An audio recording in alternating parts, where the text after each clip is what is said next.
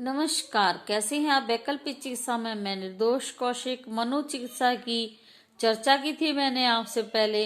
उसी श्रृंखला में आज कुछ सूत्र आपके समक्ष में रखना चाहती हूँ।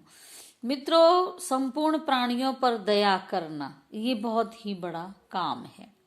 उनकी विपत्ति देखकर, उनको दुख उठाता देखकर उनके दुख में दुखी होना ये कोई साधारण मनुष्य का काम नहीं, बल्कि ये मनुष्य को भगवान की श्रेणी में रख देता है और यही परमात्मा की सच्ची आराधना है।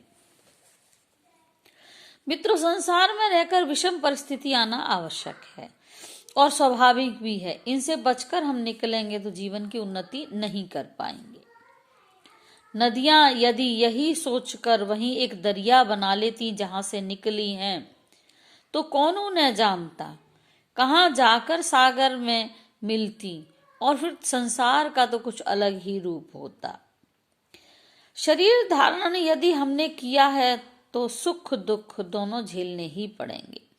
दुख की भयंकरता देखकर विचलित होना स्वाभाविक है, लेकिन उन परिस्थितियों में जो विचलित नहीं होगा, अपनी बुद्धि और विवेक से, परमात्मा के सहयोग स्मरण से इन परिस्थितियों से जो निकल जाता है, वही पुरुष सिंह कहलाता है, वही धैर्यवान बन जाता है। पांडव दुख न सहते तो गुलाम बन जाते और पृथ्वी पर अधर्म पड़ जाता। क्या होता उन्हें कौन जानता, अधर्म बढ़ता रहता। राम वन को न जाते तो जन जन के आदर्श कैसे बनते, कौन जानता राम दशरथ के बेटे हैं बस। कौन जानता कि परमात्मा पृथ्वी पर देह धारण करके आया है और एक हमारे आगे आदर्श भी प्रस्तुत करे कि जब मानव शरीर लेने के बाद भगवान को भी कष्ट उठाने पड़े हैं, तो फिर हम कौन सी चीज है। कृष्ण को भी तो रण छोड़कर द्वारिका बसानी पड़ी थी, तो हम क्या हैं। यदि मित्रों हम जीवन में उन्नति चाहते हैं तो जीवन की पाठशाला जो है उसमें परीक्षा देनी ही पड़ेगी। और बिना परीक्षा के पता कैसे चलेगा कि हम कितने अंकों से पास हुए हैं। परीक्षा तो बहुत ही आवश्यक है। सद्गुणों के विकास के लिए परमात्मा ने हमें कटु अनुभव कराते रहने का एक संकल्प लिया है। उसने सोचा है कि हमारे अंदर सद्गुण कैसे आए, तो हमें समय समय पर कटु अनुभव कराता रहता है, नहीं तो हम परमात्मा को भी भूल जाएं। मनुष्य माँ के गर्भ से जब निकलता है तो न जाने कितने कितने वादे करता है परमात्मा से, और यहाँ आके माया में फंस जाता है।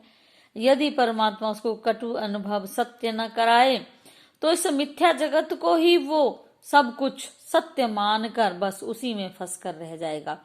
फिर से 84 काटनी पड़ेगी। तो मनुष्य को फिर बुद्धि और विवेक देने का फायदा ही क्या हुआ। अरे जब दुनिया दिल दुखाएगी तभी तो भगवान याद आएगा, और याद आएगा तो हम कहेंगे बस अब तो बस परमात्मा ने हमारा साथ दिया है। बस वही तो हमें धैर्य धारण करने की शक्ति देता है।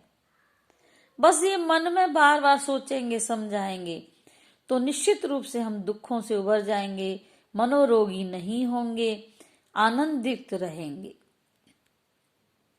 एक राजा सब कुछ होते भी बहुत दुखी था, तो संत के पास गया। तो उन्होंने सोचा ये राजा है, ये ज्ञान की तरफ या ध्यान की तरफ नहीं चल सकता इतनी जल्दी। तो उससे कहा कि दीवार पर लिखिए, जो आज है वो कल नहीं रहेगा, जो कल था वो आज कहाँ है, तो जो आज है वह भी कल नहीं रहेगा। राजा ने सारे महल की दीवारें भर दी और एक दिन उसको ज्ञान प्राप्त हो गया, कष्टों से उसकी मुक्ति हो गई और उसको जीवन जीने का सच्चा रास्ता नजर आ गया। तो आओ इसी वाक्य के साथ हम चलते हैं, कल फिर मिलेंगे। धन्यवाद।